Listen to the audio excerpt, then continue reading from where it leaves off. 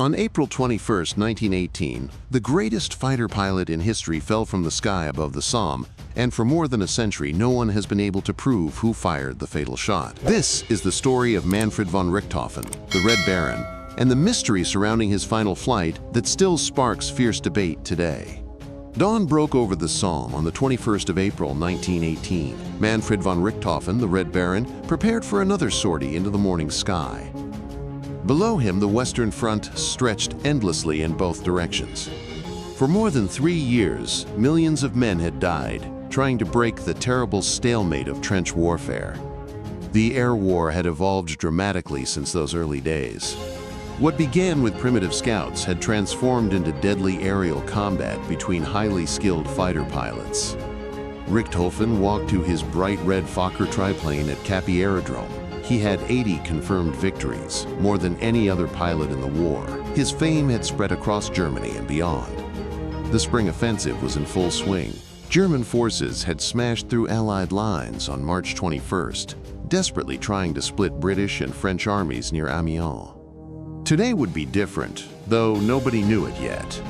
This morning flight would become the most debated aerial combat in history. The question of how the greatest ace fell would spark arguments for more than a century. As mechanics prepared his aircraft, Richthofen checked his weapons and equipment. The sky was clear, perfect for hunting.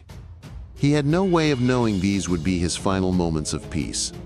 When war erupted in 1914, powered flight was barely 11 years old. The Wright brothers had only achieved their historic breakthrough in 1903.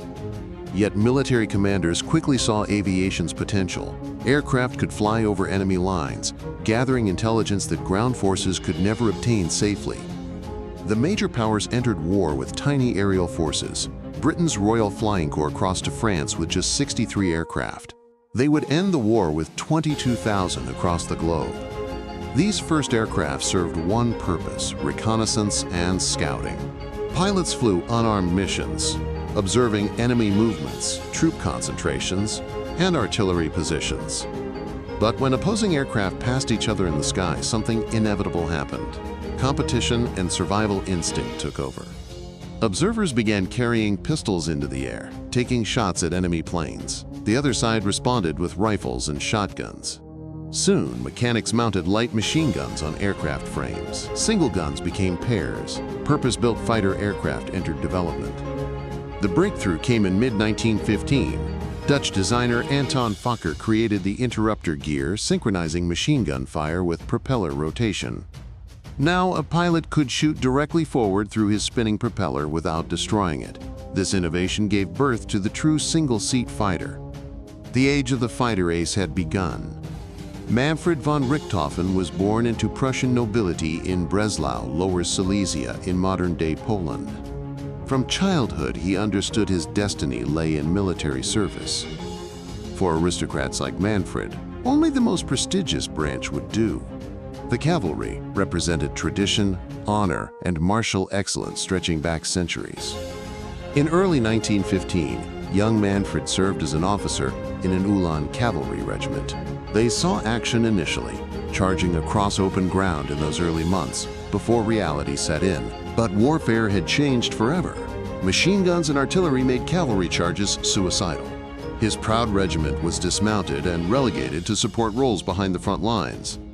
Manfred felt his frustration growing daily. He was a warrior stuck performing administrative duties while the real war raged ahead without him. He wanted action, not paperwork. In May 1915, he applied for transfer to the Imperial German Air Service. His request was approved. He would serve as an aerial observer, a two-man crew member responsible for reconnaissance and navigation. For several months, Manfred learned his new role, flying dangerous missions over enemy territory. He studied aerial tactics, combat techniques, and aircraft mechanics. But observation wasn't enough. Manfred wanted to pilot his own aircraft, to control his destiny in the sky. In November 1915, Manfred finally earned his chance to pilot. He trained on the Albatros C-3 bomber, eventually taking it into combat against French and Russian forces. He claimed his first unofficial aerial victory several months later. But everything changed when he met Oswald Boelcke, one of Germany's greatest aces. Boelcke recognized something special in young Richthofen. He recruited him for a new Jagdstaffel, a fighter squadron that would revolutionize aerial combat tactics. Manfred brought unique skills to flying. Since childhood, he had hunted game through Prussian forests, tracking deer and wild boar with patience and precision. Those same instincts translated perfectly to aerial combat, reading an opponent's movements, anticipating their next turn, waiting for the perfect moment to strike. Boelcke taught him everything. Never attack unless conditions favor you. Always secure the higher position. Use the sun to blind your enemy. Strike fast, then disengage if outmatched. Manfred absorbed these lessons completely. He studied each combat encounter, learning from mistakes, refining his technique. He began keeping meticulous records. After each victory, he commissioned a silver cup engraved with the date and aircraft type. He visited crash sites, collecting souvenirs. Sometimes he even met surviving pilots he had shot down. His methodical, calculating approach set him apart from more reckless pilots. The Battle of the Somme began in July 1916. British forces launched a massive offensive, suffering 60,000 casualties on the first day alone. Above this carnage, the air war raged with equal ferocity. Fighter pilots flew multiple missions daily, protecting reconnaissance aircraft, bombing enemy positions, and engaging in desperate dogfights. Richthofen's kill count climbed steadily through these blood-soaked months. Each victory added to his growing reputation among German and Allied pilots alike. The combat was intense and unforgiving. Aircraft spiraled through the sky in tight circles, each pilot trying to get behind the other. Height meant advantage, but speed meant escape. Mechanical failures killed as many pilots as bullets. Engines seized at critical moments. Wings tore apart under stress. Fuel lines ruptured into flames. And there were no parachutes. If your aircraft caught fire or broke apart, you fell to your death. Richthofen watched friends shot down, their aircraft tumbling earthward, trailing smoke. The exhaustion of daily combat wore on everyone, grinding down nerves and courage. Yet each morning he climbed back into his cockpit. His hunter's instinct kept him alive when others died. He attacked only when positioned perfectly, always leaving himself an escape route. By November, his tally had grown significantly. His name was becoming known across the front lines. On a cold day in January 1917, Manfred faced his greatest test. British ace Major Lano Fokker VC, himself a legendary pilot, engaged Richthofen over the Somme. The dogfight lasted 20 minutes. Both aircraft circled endlessly, each trying to get behind the other. They spiraled down from 10,000 feet, trading altitude for position. Fokker was skilled and brave, refusing to break off even as they dropped to 300 feet. But Richthofen's aircraft climbed better, and slowly he gained the advantage. Finally, he got behind Fokker and opened fire. The British ace fell 500 feet behind German lines, shot through the head. Richthofen felt respect, not triumph. Fokker had been a worthy opponent, a true sportsman of the sky. In January 1917, Manfred received Germany's highest honor, the Pour le Mérite, known as the Blue Max. He was promoted to command his own Jagdstaffel. Around this time, he made an unprecedented decision. He ordered his aircraft painted bright red. The reasons remain debated today. Some say it was practical visibility. Others claim psychological warfare. Perhaps it was simply pride. Whatever the reason, the effect was immediate. The Crimson Fighter became instantly recognizable, inspiring fear in enemies and confidence in German forces. Then came bloody April 1917, and Richthofen became a legend. April 1917 brought the Battle of Arras. Richthofen's squadron, now called Jasta 11, flew constantly in support of German ground forces. That single month became known as Bloody April. The Royal Flying Corps suffered devastating losses as German fighters dominated the skies. Richthofen alone claimed 22 victories in those 30 days. His red aircraft appeared everywhere, striking swiftly and disappearing into the sun. Flying beside him were exceptional pilots. Ernst Udet would survive the war and later command the Luftwaffe. Richthofen's own brother Lothar was himself an accomplished ace. In June, Manfred received command of Jagdgeschwader 1, a wing of multiple squadrons. Following their leader's example, pilots painted their aircraft in bright, distinctive colors. This flying circus, as it became known, was thrown into the heaviest fighting. They often turned the tide of aerial combat in critical sectors. But success came with a price. On July 6, 1917, during a fierce dogfight, a bullet struck Richthofen in the head. His skull fractured. He somehow managed an emergency landing. Doctors said he was lucky to survive. The recovery took months. He suffered terrible headaches and personality changes that worried his friends and family. Against medical advice, he returned to combat too quickly. The wound would never fully heal. Something had changed in the Red Baron. During his recovery in late 1917, Richthofen wrote a memoir of his wartime experiences. His words revealed the calculating mind of a true hunter. "My former excitement is gone," he wrote. "One sits quite calmly and weighs the probabilities of hitting or being hit. The fight is the least exciting part of the business." He continued with cold precision. "He who gets excited in firing is sure to make mistakes. He will never get his enemy down." This mindset made him devastatingly effective. While other pilots fought with passion and aggression, Richthofen approached combat like a chess match. Patience, positioning, discipline, never attacking unless every advantage was his. Friends noticed he had changed after the head wound. He seemed more withdrawn, less animated.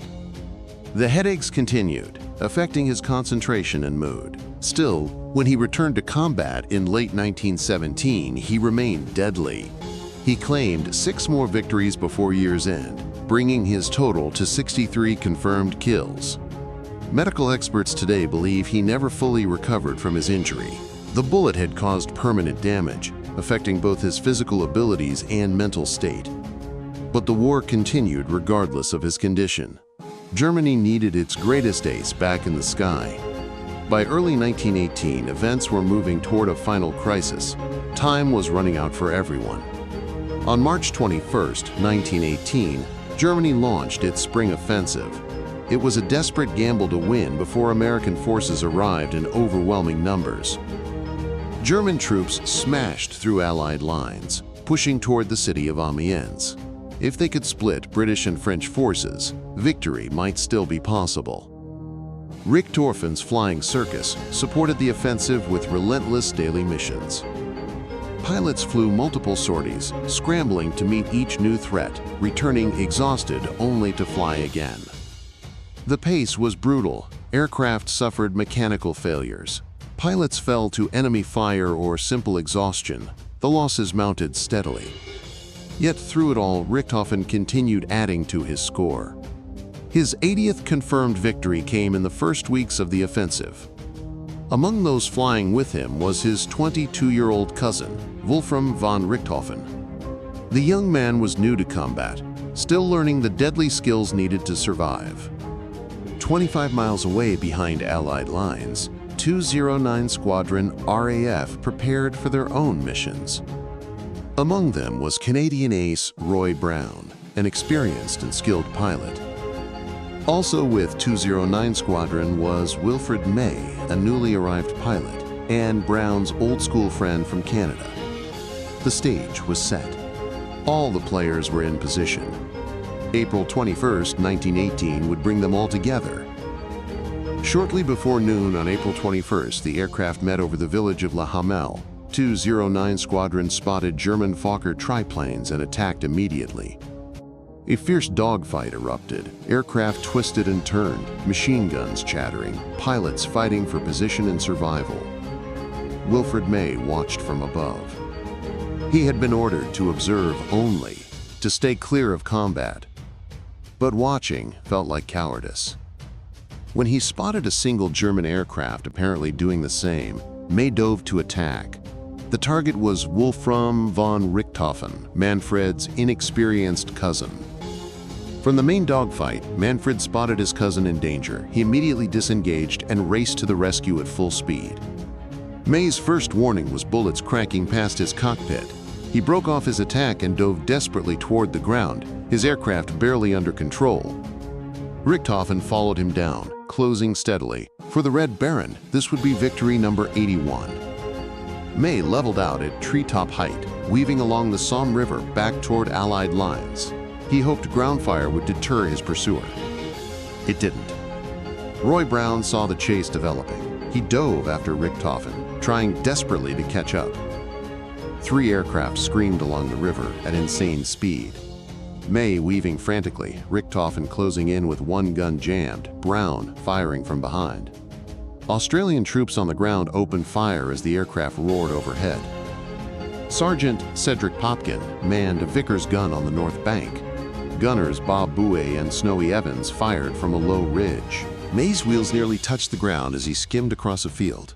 Richthofen followed relentlessly, his red triplane unmistakable against the sky. Brown fired a burst from his twin Vickers guns. At almost the same moment, ground fire converged on the low-flying aircraft. Richthofen's triplane suddenly banked steeply to the right near a brick factory chimney.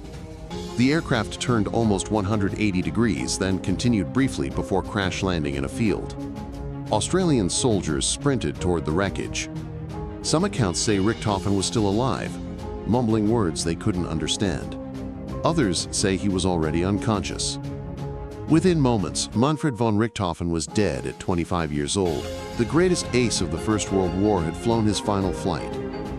But the question remained, who fired the fatal shot? Roy Brown received official credit initially. He had been in perfect position, diving from directly behind just before Richthofen crashed. Brown himself later visited the body. His account was haunting and deeply emotional, revealing the profound impact of what he had done. The debate had only just begun. Medical examination revealed a single bullet wound. It entered from the lower right side, passed through Richthofen's chest, hitting heart and lung, and exited higher on the left breast. This trajectory strongly suggested ground fire, not an aerial attack from above and behind. Roy Brown's position made his shots unlikely to have caused this wound. Attention shifted to the Australian gunners. Sergeant Cedric Popkin had been firing from an angle matching the bullet's path. Gunners Boelcke and Evans were also in position. The truth is, we will never know with certainty. Too many people were firing at the same moment. The aircraft was heavily damaged and immediately souvenired by troops. Perhaps it doesn't matter who fired the fatal shot. Like everything in the Great War, success came from teamwork and combined effort. Richthofen was buried with full military honors at Bertangles Aerodrome on April 22, 1918. Australian officers and men attended, showing remarkable respect for their enemy. His body was moved 3 times after the war. Finally, in 1975, he was laid to rest in the family plot at Wiesbaden. His legend endures more than a century later. 80 confirmed victories, the highest scoring ace of World War I, a symbol of courage and skill. We remember not just Richthofen, but all the brave airmen who took to the skies in those primitive machines, risking everything day after day.